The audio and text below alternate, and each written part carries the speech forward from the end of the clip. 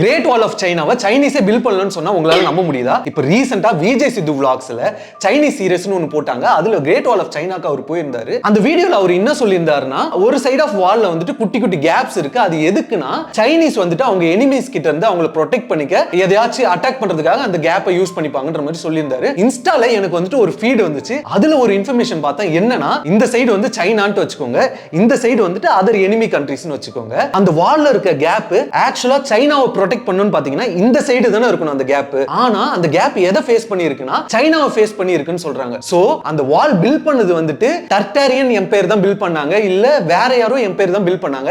எதை வச்சு சொல்றாங்கன்னா கேப் இந்த சைடு இருக்கிறதால இவங்க எனிமி கண்ட்ரீஸ் இந்த சைடு அட்டாக் பண்ணதா அதை பில்ட் பண்ணாங்கன்னு ஒரு தியரி எடுத்து வைக்கிறாங்க. சின்ன வயசுல இருந்து great wall of the China தான் ஒரு வண்டர் ஆஃப் த வேர்ல்டுன்ற மாதிரி சொல்லிட்டு இருக்காங்க.